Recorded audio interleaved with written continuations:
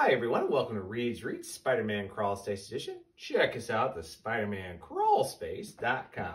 Well everybody, I'm here of course to review the big issue 925 Amazing Spider-Man. Not only is it an anniversary issue, but it is a big compulsion of upcoming storylines for the next year, which we'll talk about a little bit. And I'll even do some little talk about the amazing annual that was out the week previously here. I do apologize, but due to a couple other things and the school year starting, my reviews have been a little slow. But I'm here because guess what? I do it for you guys. So let's get into the prose about 925 with the main writers, of course, with Zeb Wells, John Romita Jr., and of course all the setups from Samis and that for doing up the upcoming storylines and miniseries that are going to start the next couple issues. So the prose.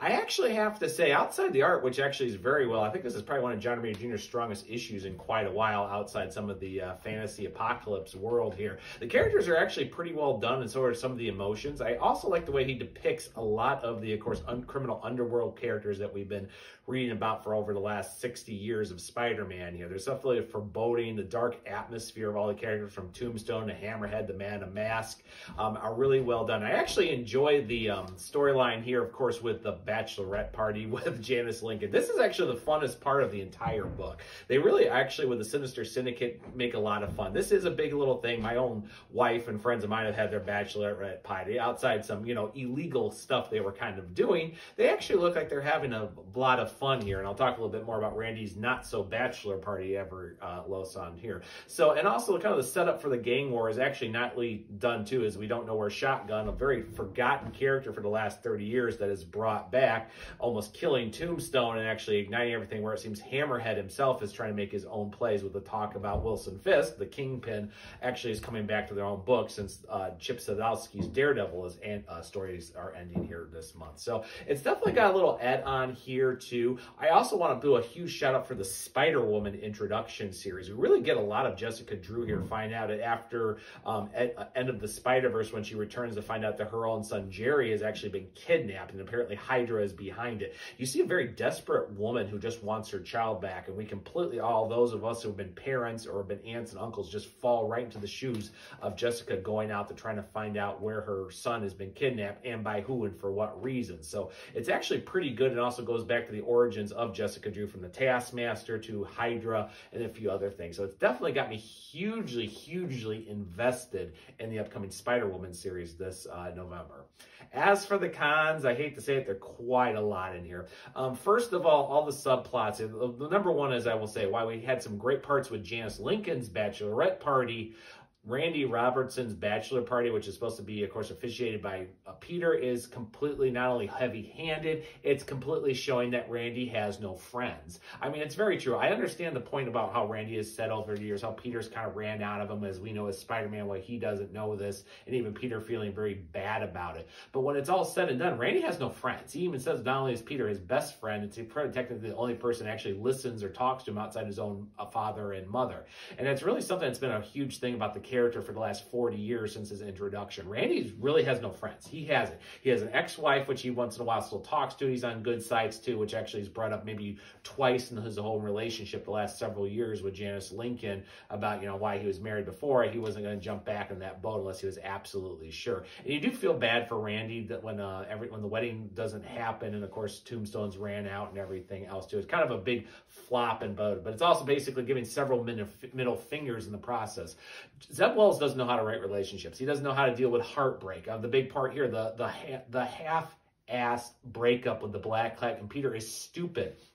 They threw them back as a relationship, and her saying that Peter just wasn't doing it when Peter was really just trying to get back into the dating scene, dealing with a girlfriend, friend, and partner he does love and cares about, just to try and thing, and it completely falls apart. It's horribly done, just showing that the editorial offices and the Spider-Man controls just don't want Peter to be happy. Not only is he not happy, he can't be in a relationship. He can't hold bachelor parties. He can't get this situated. Also, the point of the cleanup with Kamala Khan, as she's been resurrected thanks to the X-Men protocols, and basically they mind wiped that her death really didn't happen to everybody publicly, and Peter basically explains what happened to her, since her memories, of course, are clouded because they don't have any of the data from the resurrection protocols exactly how she died.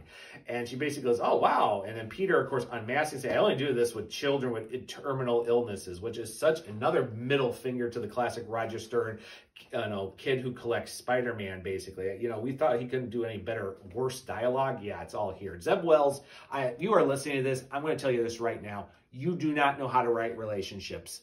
Give it up. I'm sorry. That's going to be my really angry hatred towards you. You don't know. You're married? Guess what? You should maybe look at your dating little areas about what you do in relationships and go back to dialogue. If it's that problem, then don't write relationships. Okay, I'm sorry. I'm off my soapbox. Ryan is happy. Painbot's not going to become anger Painbot.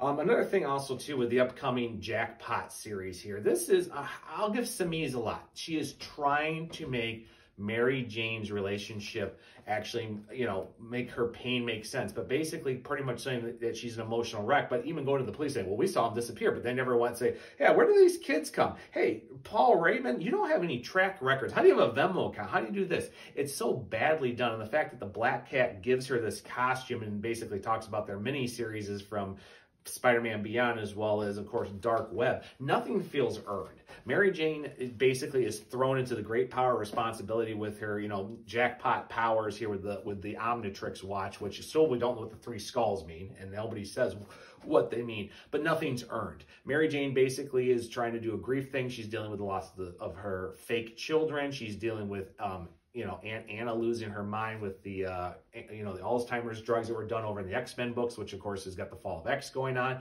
We also kind of find out a few other things that Mary Jane is almost getting herself back to trauma. She's actually living in her old childhood home, which, of course, you know, from abuse and neglect, which has come back to her. It's like the offices want to throw Mary Jane to the worst conditions, too. And it's not to, in a way, to build her back up and overcome the thing. It just makes us feel so depressed. They've completely destroyed her character as well as put in all the depression. It's really badly done. Also, some of the upcoming plot lines with the Queen Goblin returning, that her and Kraven just get together and sleep together because of all their passions and hatred for Spider-Man, clone on clone action. Now they're going to go after Spider-Man.